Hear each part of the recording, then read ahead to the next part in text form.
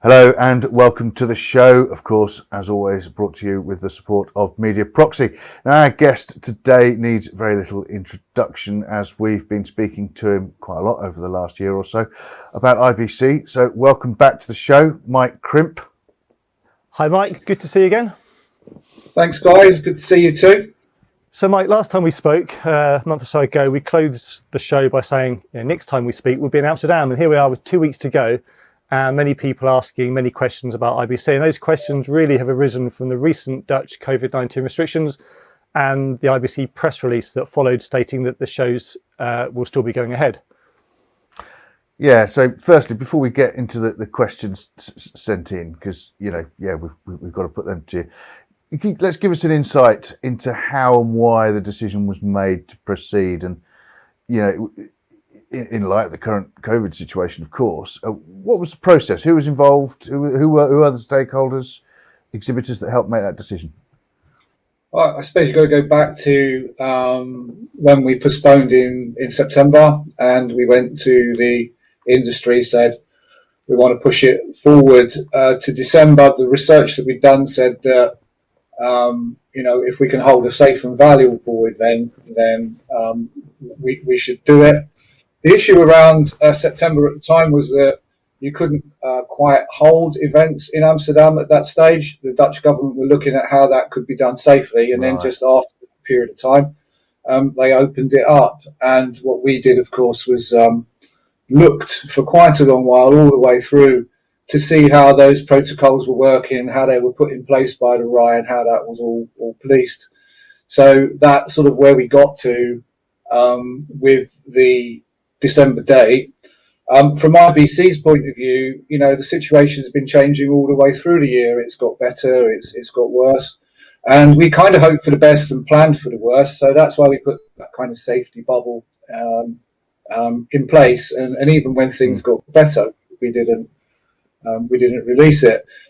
Because it's difficult to crystal ball gaze, and you have to take something as your solid advice. And the scientific advice and the advice of the Dutch government was that events like IBC in Amsterdam have been proven to be safe if they work within that kind of a bubble. So that was the underpinning thing. Yes, we talked to exhibitors, we talked to visitors, we talked to all the different stakeholder groups.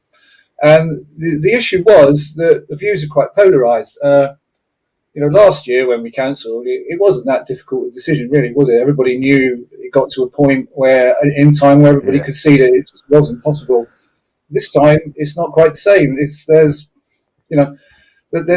a group that are concerned and don't want to come, and we respect their view. And then there's another group who do want to come and want to have an event. I guess nobody thinks that the first IBC that we're going to have is going to step up to the dizzy record-breaking heights of 2019.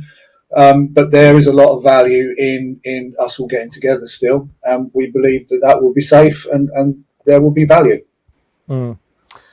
So we've got a part of questions here, Mike, that we'll get onto. And actually, you've already answered the first one, which was on why it was postponed from September. So thanks for that. So we've had lots of questions on the Dutch lockdown light and the possibilities of restrictions being extended, which seems to be the norm with lockdowns in the past. Now, we know you haven't got a crystal ball, but if it is extended or hardened, do we still have a show? I mean, could we have a 2020 Southampton boat show scenario where you've got all the exhibitors in place and the doors can't open? Well, that part of it seems very, very, very unlikely. So I think I have to answer your question in two parts. So the enforcements are in place, and that enables us to follow the advice and have a safe event. And we think that there will be quite a lot of value in that. We're monitoring the situation really closely. Currently the restrictions that are in place end at midnight on the Friday. So for the other 3 days of the show, things should be back to normal. Clearly, we're realistic, and those things do often get extended, which is why we've amended the opening hours of the show to kind of adjust the business and social cycle all the way through, not just for that one day. So we've created that clarity. we believe in everything that we've seen and heard from the authorities and everything we can see, that the likelihood is that the restrictions will end. If they don't end and they continue, we've planned for it. If things got a lot worse and we were told that we can't have the event, yes, there's a very small risk with a very large impact. But because we can't predict the future, you have to pin your decisions on something. So we feel that we feel that the chances are very, very high that we can do that. And there's a very high chance as well that if we didn't do that, we'd all be kicking ourselves in 3 weeks' time. Mm-hmm. And in those plans, because if something did happen, in those plans that you've got in place, does it include any support for exhibitors and visitors who might be in place? I mean, what help can they expect from you? Any? Well, we've got a full team on site, and we've dealt with some very difficult situations in the past. Okay.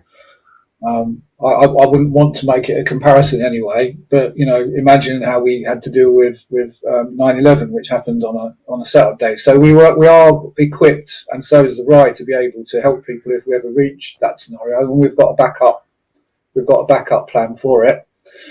But okay. and clearly we plan for that. But I don't want to dwell on it because we don't think it's going to happen.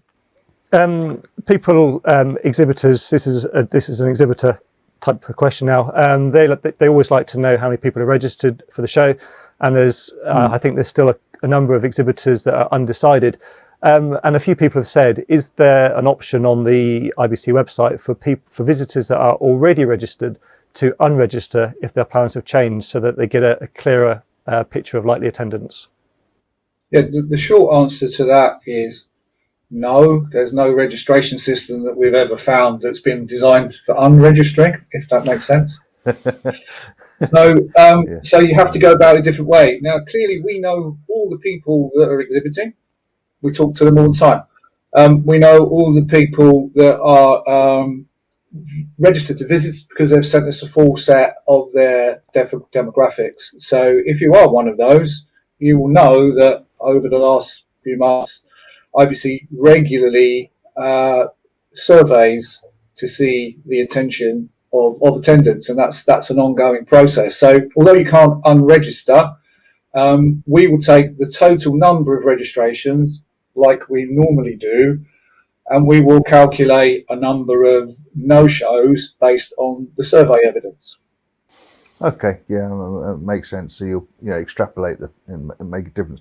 And if we do get reasonable attendance levels, good attendance levels, one of the questions that came through was talking about the top of the list of advice to stop the spread of COVID is to avoid crowded areas. And we saw something about the 1,250 people per room rule or something. I'm glad you brought that, because it doesn't apply. It's I think something got lost in translation between the English and the Dutch. Yeah. But it doesn't apply to an event like IBC. That applies to a completely different kind of seated, crowded event. IBC is categorized and classified completely differently. So those restrictions, those restrictions are not in place. The only change that there is if you're eating or drinking anywhere, you need to be able to sit down to consume that drink if you're inside. So if I'm having a meeting with an exhibitor on their stand, we can stand up. There's no need to be seated.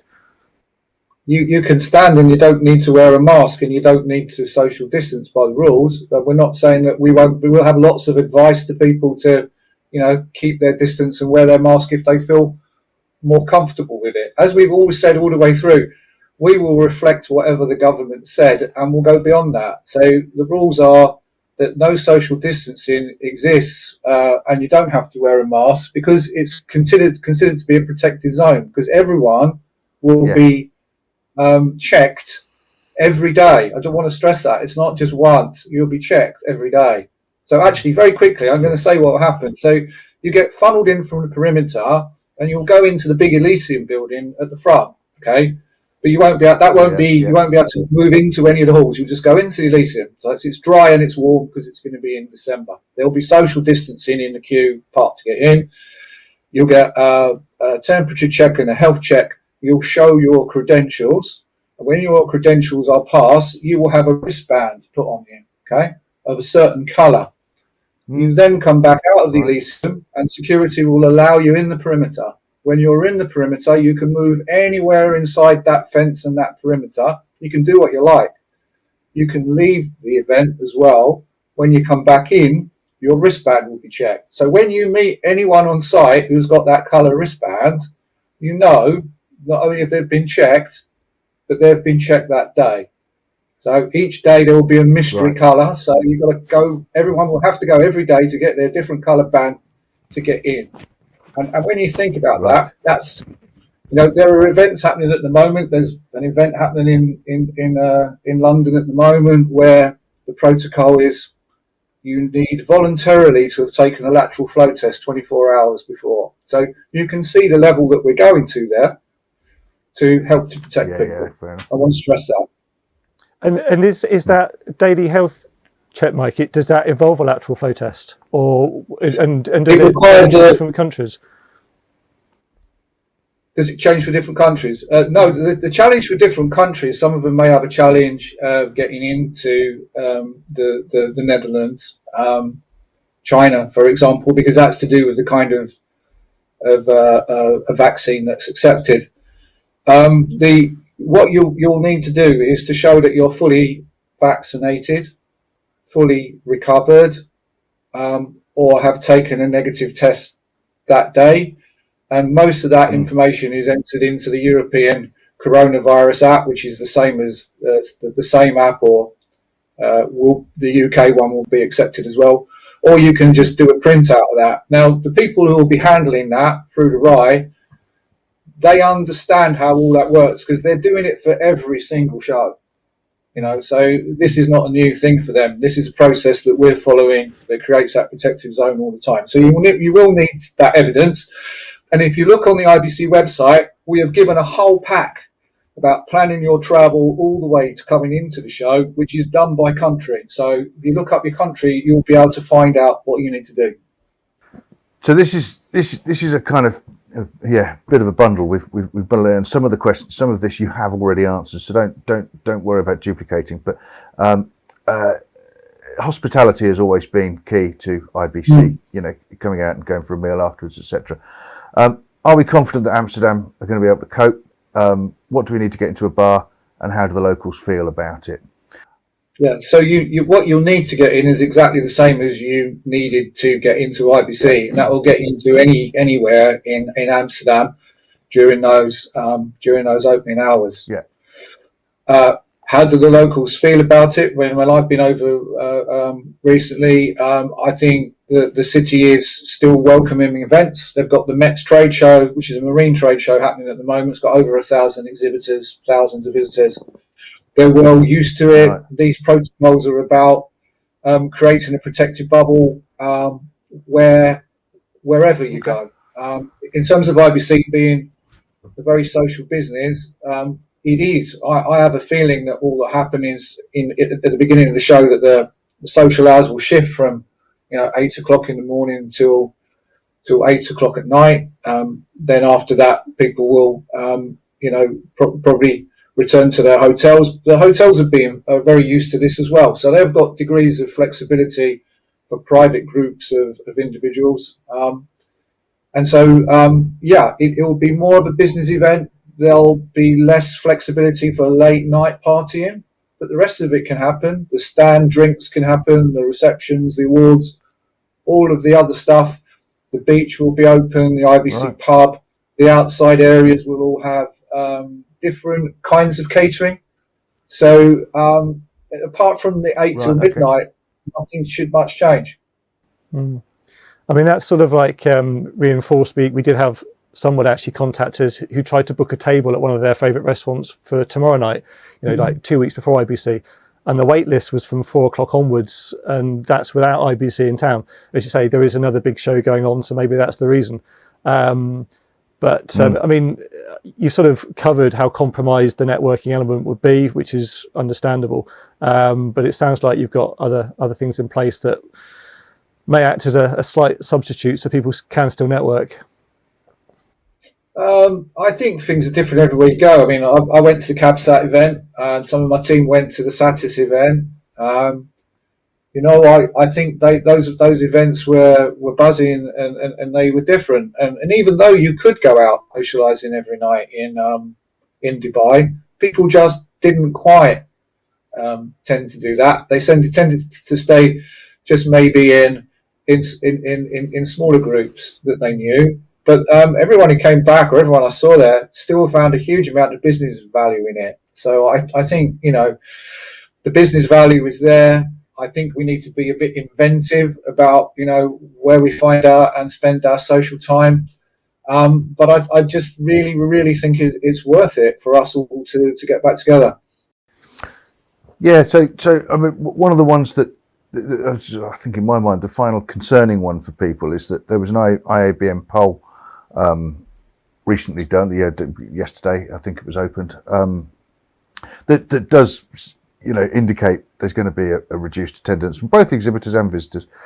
But as this progresses, it's still open. Will you be when will you be updating the floor plan so that people like us who go and work the floor, so that we can plan our trip? It's getting quite tight. It is getting quite tight, and as you can imagine, some of that's not quite in our control because people are thinking about their plans and then they're telling us.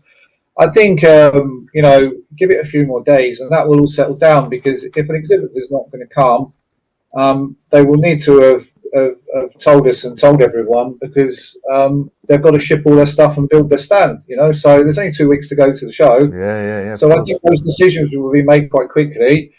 My team are really busy persuading all those exhibitors that they should still stay at the moment. So we will update it and it will be accurate. I'm sorry you'll get a little bit shorter time than you thought. With regards to visitors, as I said earlier, we're doing our own.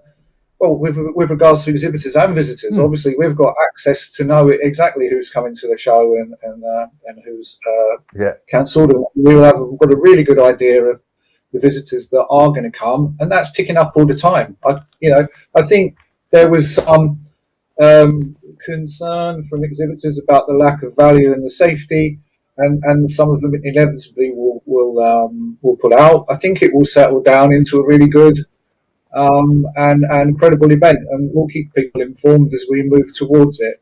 There seems to be a sort of initial push against the idea, but I'm hoping it will calm down a bit. I'm even hoping that people will start to go, do you know what? Like it is worth the trip. Now I really think about it. IBC is important, and I really want to go. I have a gut feeling there are a lot of people who have not made their mind up, or some have even said they're not going, who still then might change their mind to go. Yeah, I think the initial reaction was surprise, actually, that the show was going to go ahead. Surprise. So I think, and as you can see on LinkedIn and social media, it's been full of people just shocked almost. There's one question here that someone says they completely understand commercially why IBC feel it is important to push forward, but can they be assured that safety is still top of your agenda in a country with COVID levels as they are? Yes, is the short answer. I've already I've gone through it. I mean, we would not hold a show if it wasn't safe. I'm not a scientific expert, but the Dutch government in the EU have lots of them, and they have said that not only is the event safe, the events like IBC have been proven to be safe. So as we are now, we believe that it will be a safe event. If there's any further doubt about that and the Dutch government give us different advice, we would cancel. I mean, here's a question. In your press statement, IBC claimed to be central to the success of the broadcast industry, and of course it has been for quite a long time. But why is it so important that the show goes ahead this year?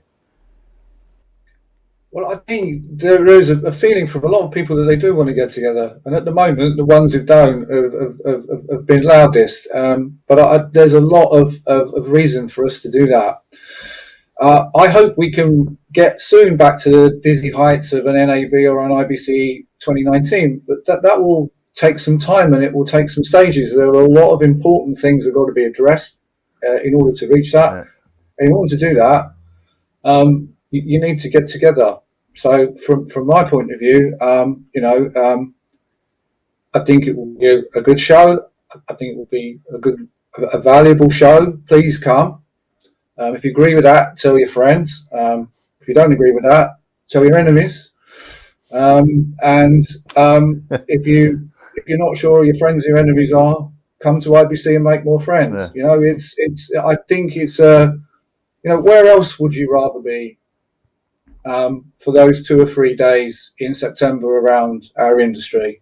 I do believe that we are doing the right thing to get all the people together that want to begin the recovery. And let's be really clear, if people have their concerns, we are completely respectful of that. But it's a polarized view. We feel we can put on a good event. That's what we want to do. Thank you, Mike. Really appreciate your time. I know you must be very busy right now. Do check out the IBC website for all the latest information and also the guides, the travel guides and how to get in guides that Mike's mentioned there. And let's hope the next time we do speak, Mike is in Amsterdam. Thank you to Mediaproxy for their continued support of KitPlus TV, and thank you for watching. We'll see you next time.